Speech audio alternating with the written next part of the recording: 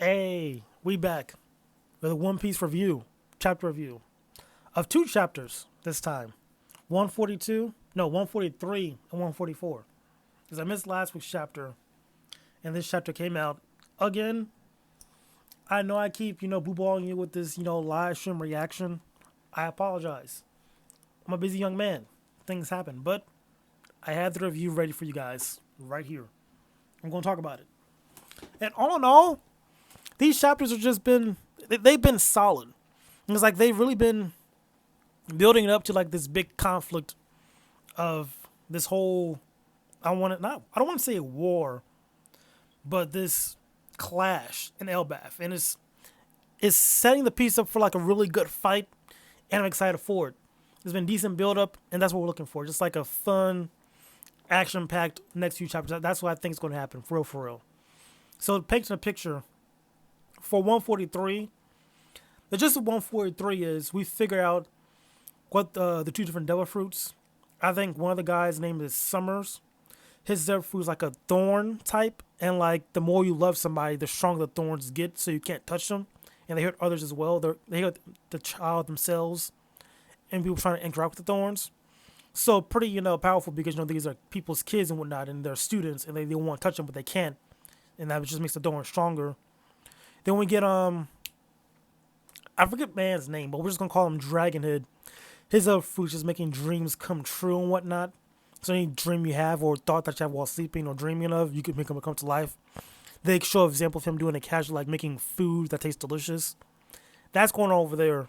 So it's still that same conflict of, Saul trying to get the kids, trying to figure out how, without hurting himself and, the kids.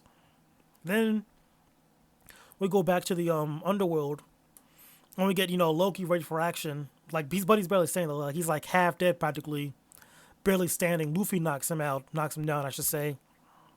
They treat him and whatnot. And Harjuden, I'm gonna call him H-Man. H-Man's thinking about taking out, Loki because like he killed his dad. Then Loki's like, do you guys really think I actually killed my dad in cold blood? That's how 143 ended. That's how it ended. Now I move on to 144. And we see them again, trying to save the kids. But at the same time, we cut to like Frankie interacting with like Bonnie and Vegapunk. They find like this old laboratory that's like probably like 3,000 plus years old. They're exploring that and whatnot, but then they get attacked by thunder. And then, am I tweaking right now? Okay, I'm not tweaking. And then we cut to, because Bonnie's afraid of thunder, I believe it was. It was her fear. So thunder starts attacking them. Then we cut to like, the giants like find like all the kids' nightmares and whatnot. There's a lot of pandemonium. Shenanigans are afoot practically. That's all that's going on. Like shenanigans are afoot. They need help. They the giant pirates come in. They do their like combo move, take out like one of like the giant dragons. Then also Gaiabon is there too. So like you got like the giant pirates, Drogi and Brogi, and Gaiabon ready to like take care of business with all these nightmare creatures. And that was the end of the chapter. So all in all, these two chapters back to back, pretty cool. Still just like a lot of build up, like seeing like, okay, what is Loki gonna do now? Well, Loki's like out of commission practically, because I think the doctor she said will be like months before he's like fully recovered. So I think that's just like them saying he's gonna be kind of nerfed or whatever. I don't know, but Loki's out of commission. Then we get like the giant pirates.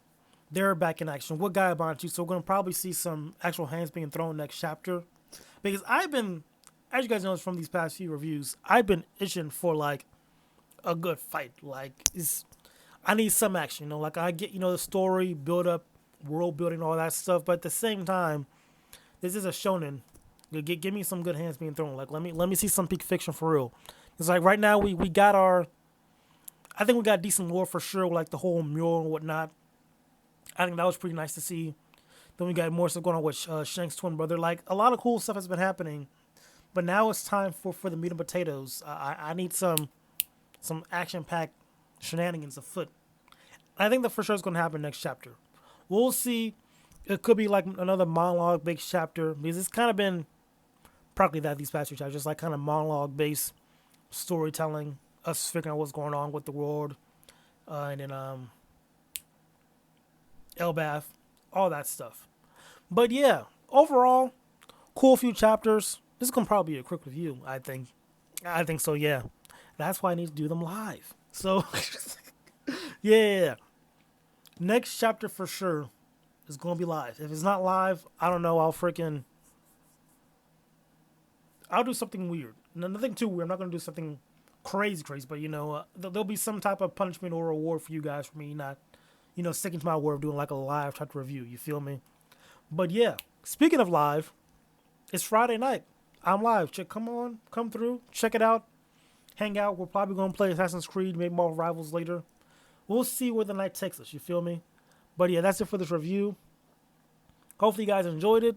Kind of short, but it is what it is. Just like not a lot was going on. Like a lot was read, but not a lot happened. If that makes sense. It was just not a lot of 4 brush, just like baby steps right now for sure. But yeah, that's it. I'm done talking your ear off. Hope you guys enjoyed the video, and until next time, I'll catch you guys later.